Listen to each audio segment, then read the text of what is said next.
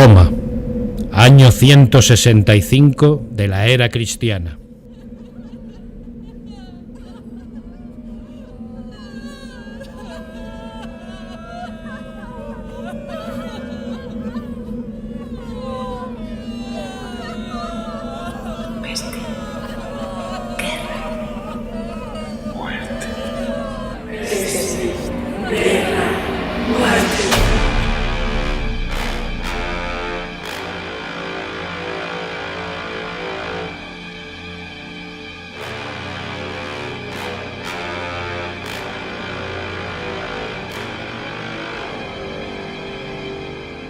Huye de nosotros irremediable el tiempo.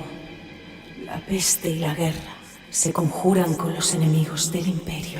La suerte está echada, la suerte está echada.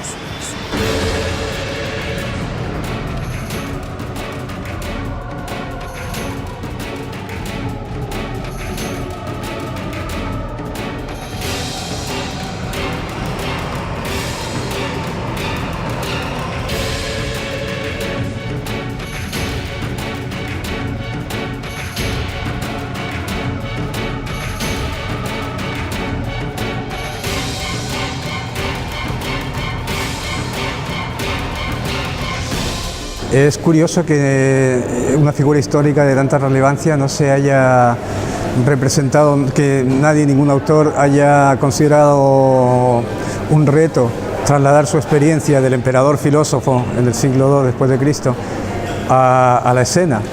Y Agustín Muñoz Sans lo ha hecho porque ha investigado el personaje muy exhaustivamente. Cuando hicimos la investigación exclusivamente de la historia clínica de Marco Aurelio y complementamos con otros aspectos del personaje histórico, pues encontramos que no tenía ninguna obra de teatro, no tenía ni tiene ninguna ópera, novelas, hay una de un inglés de hace ya muchísimos años de una regular calidad y hay una de un monje español, Fray Antonio de Guevara, en el siglo XVI, que fue quien la puso en la órbita, a Marco Aurelio en la órbita europea, pero es una novela también malilla, no tiene ninguna novela excepcional. Entonces no hay ópera, no hay obra de teatro, no hay novela, no hay película de cine, y sin embargo sí existe de Cleopatra, de Marco Antonio, de Julio César, de Calígula y de otros personajes históricos. Desde el punto de vista de la construcción dramática, pues hemos intentado que no solo sea dar a conocer al personaje, un personaje histórico de tanta relevancia que dejó el testimonio de sus meditaciones, que todavía hoy son vigentes, el primer libro de autoayuda escrito en la historia, pienso, y transformarlo en materia teatral. Entonces es para que el espectador participe de la experiencia, conozca al personaje y luego sienta como propio sus conflictos, sus dudas, sus tribulaciones. ¿Qué es el deber? La vida no es sino un río de cosas que pasan y se pierden. Vemos una cosa un instante y ya pasó, y otra, y otra, y otra más. Solo nos queda pues una cosa que merezca la pena: vivir la vida en alegre compañía de la verdad y la justicia, en medio de gentes mentirosas y perversas, o que solo buscan la gloria y la fama. La fama. ¿Qué es la fama? Humo, olvido, cosa pasada. Es un personaje muy entrañable, porque significa el conflicto que tiene ser emperador o ser persona. Entonces ese conflicto que todos tenemos en la vida, de alguna manera, porque nos debemos a algo socialmente, pero en el fondo individualmente, personalmente, íntimamente estás en otro sitio, te gustaría hacer otras cosas de las que haces. Todos tenemos ese tema, ¿no? Es un personaje culto, filósofo, pero como te decía antes, es un personaje con responsabilidad de Estado, es decir, es un gobernante. Entonces, la conjunción de esos dos elementos, un ser humano tan sensible, que reflexiona, que intenta, bueno, ciñéndose la filosofía estoica, ser útil al prójimo, administrar la tolerancia desde el poder, es muy loable esa actitud, pero se ve se ve que tiene que hacer frente a conflictos muy importantes. Hubo guerras, dos frentes importantes, en lo que es la actual Siria, la guerra contra los partos, y en el frente del norte. Es decir, que guerra, crisis económicas, epidemias, traiciones, la traición del general Avidio Casio. Por tanto, si uno coge un periódico de hoy o una radio o una televisión de hoy y se va al texto de Marco Aurelio, no sabrá si está en el siglo II después de Cristo o está en el siglo XXI. Mi padre cometió solo un error en su vida tras mi adopción, dejarme de herencia el gobierno del imperio. Roma solo puede ser gobernada por la mano dura de un guerrero. Tú lo eres, amo. Además, eres un hombre sabio. No, yo solo soy el dueño de una pobrecita alma que lleva un cadáver, como decía mi maestro Epícteto, y lo soy en un imperio donde los monstruos insaciables de la peste y de la guerra no descansan de su banquete olímpico, un atracón espantoso de muertos. Pues yo creo que Pues tú puedes creer lo que quieras, pero la realidad de Roma no la vas a cambiar por tus particulares creencias, porque la dura verdad es que el imperio hace aguas por todas partes. Dentro de su actitud, digamos, básica, que es la sencillez, la austeridad, la verdad, la razón, la cercanía, pero dentro de ese punto pues tiene luego relaciones muy distintas con su hijo, con la que tiene con su esclavo, a la que tiene con un general, y entonces va dando un aspecto general del ser humano contradictorio, pero básicamente es una persona, digamos, honesta y sincera.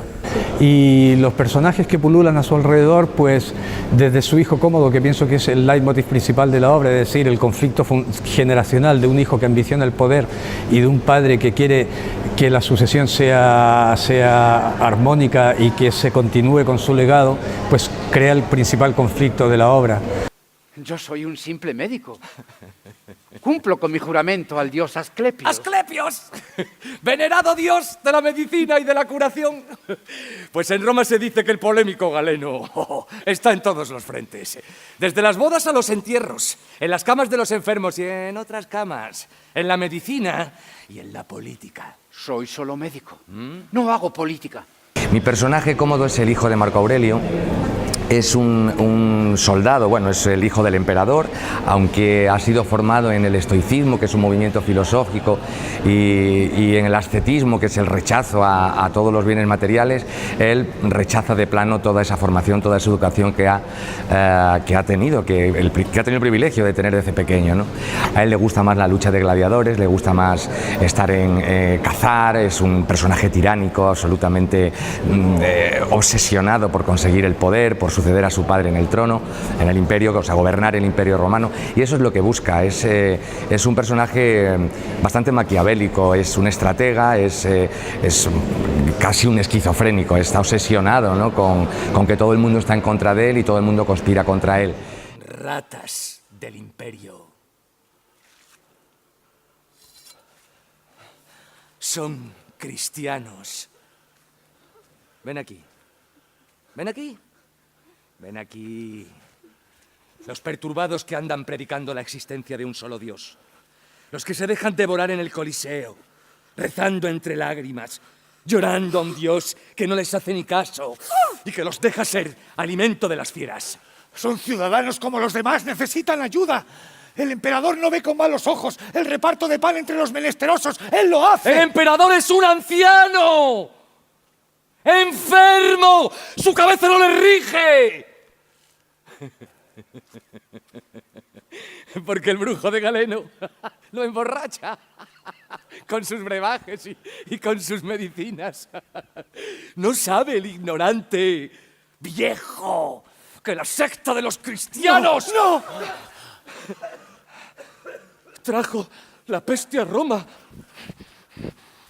¡Prendedlos!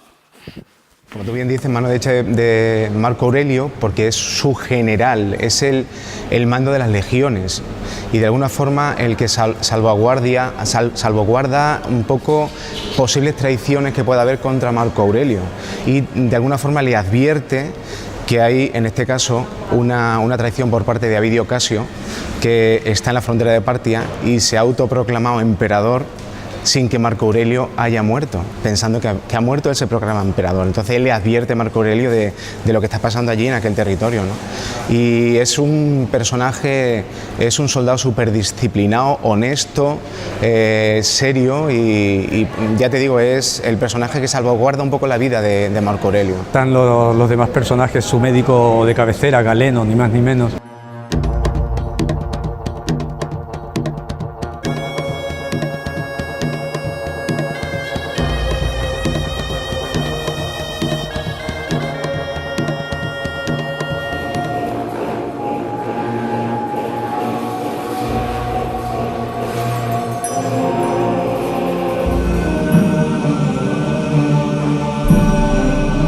Hablo de ciencia, no de creencias.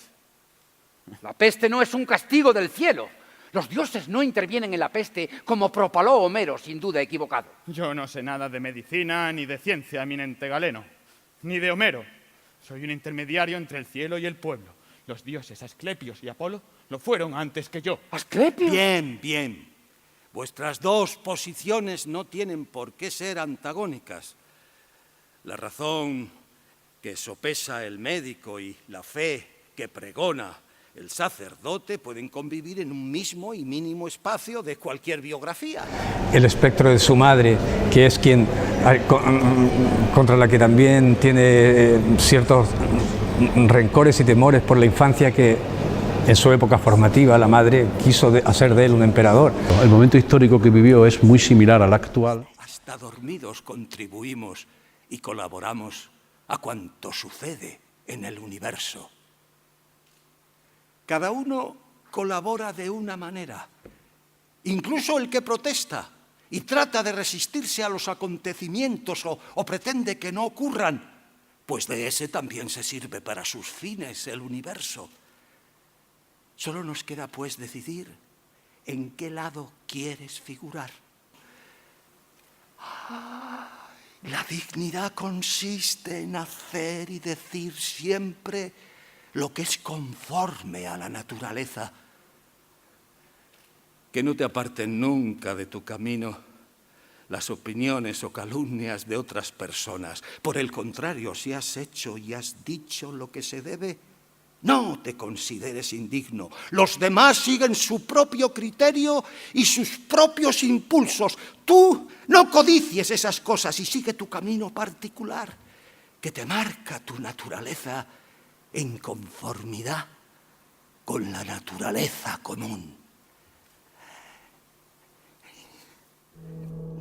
Es extraordinaria porque el coro lo que representa son los fantasmas de Marco Aurelio. Nadie ve esos personajes, esos 8 bailarines, no los ve nadie salvo el emperador, salvo Marco Aurelio. Entonces es bonito ver cómo a través de ellos, cómo a través de la danza se reflejan los miedos de Marco Aurelio, los fantasmas de Marco Aurelio, la enfermedad de Marco Aurelio, la vida de Marco Aurelio en sí, ¿no? Entonces tienen un personaje muy importante, es un personaje más. El resto de personajes no vemos al coro realmente, pero pululamos entre ellos. De hecho, hay muchas coreografías en que los personajes deambulan entre medio del coro y verdaderamente estéticamente es maravilloso, ¿no?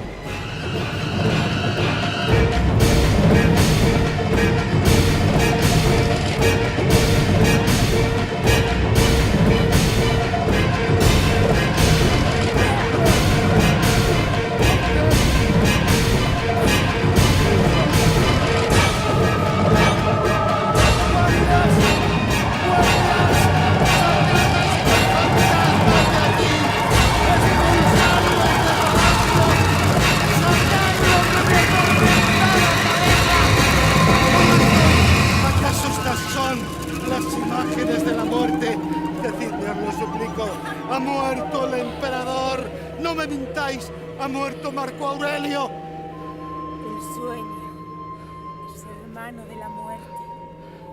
La imagen fría de la muerte.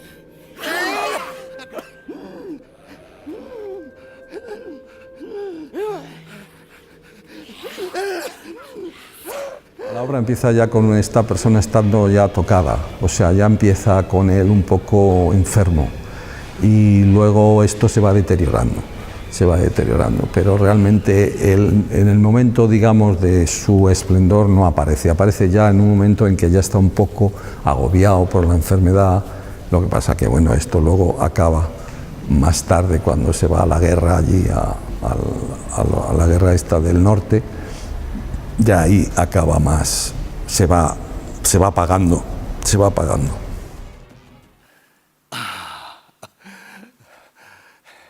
Mi buen Crispino, mi fiel y leal esclavo.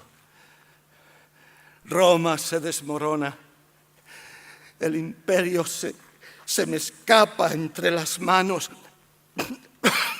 Dame, Teriaca. No digas eso, mi señor. Tú eres un gran emperador, grande como Octavio, Trajano, o como tu divino padre, el añorado Antonino Pío. Ya me gustaría estar tan solo a la altura de cualquiera de ellos. Me pregunto qué habría hecho mi padre adoptivo Antonino Pío en estos tiempos asolados de turbulencias. Él, cuya paz augusta nos duró casi 30 años. No más que tú, mi amo. Sí, mucho más que yo. No seas adulador, Crispino, ni mentiroso, pues en verdad no dices lo que piensas. Mi padre cometió solo un error en su vida tras mi adopción, dejarme de herencia el gobierno del imperio. Roma solo puede ser gobernada. No, siento que de pronto el azar hace que me esté convirtiendo en un especialista de trasladar al público lo que es la experiencia de la era romana. Porque hice en el 2002 una Agripina, que era una obra también inédita, la escribió Fermín Cabal para el festival. Agripina fue la madre de Nerón. Luego el Coriolano del que te hablaba antes, el del texto de Shakespeare sobre la Primera República. Son distintos momentos de la historia de Roma que hacen que el material no me resulte distante, y lo que más me sorprende es que la historia de Roma ha creado una literatura que a la vez es tremendamente actual, porque los problemas, los conflictos de entonces todavía se mantienen en el presente. Eso es lo más sorprendente y lo más gratificante, y pienso que es la herramienta con la que el espectador se va a sentir identificado. Pues muchas gracias, yo espero que al público le encante y a ver si lo vemos lleno en todas las ocasiones. Yo tengo la experiencia de que casi siempre hemos cerrado el Festival de Mérida, entonces no es la primera vez. A mí me gusta cerrar el festival porque muchos rezagados que no han visto nada durante todo el festival se acercan y dicen es la última oportunidad, ¿no? Y cerrar con un drama es una experiencia estupenda. Yo soy un amante del teatro y de los buenos textos. Agustín Muñoz ha escrito un texto maravilloso basado en las meditaciones del protagonista, de Marco Aurelio, y desde luego es un acicate para el espectador, ¿no? Escuchar pues esas meditaciones de un pensador y un filósofo, un gran filósofo que ojalá muchos políticos de hoy que nos gobiernan tuvieran esa capacidad de entrega al pueblo y de amar la filosofía. Pero es una gran responsabilidad este Marco Aurelio, que es la primera vez que se hace, y yo creo que al público le va a gustar. Vamos a hablar mucho de poesía, vamos a hablar de justicia, vamos a hablar de la guerra, de la muerte, de la peste, pero es una obra yo creo muy actual también, y eso yo creo que va a ser importante. Pienso que el público va a recibir muy bien la intencionalidad que tenemos al hacer esta función, porque se va a emocionar mucho, yo creo. Por la cantidad de gente que se ha implicado en el proyecto y sobre todo porque merece el máximo respeto, que es el público, que salgan satisfechos de la obra y que incluso alguno pueda presumir de que una compañía con muchísimos y una producción, personas extremeñas, incluso el autor también, pues han hecho un producto que no debe tener ningún tipo de complejo para estar en cualquier escenario del mundo.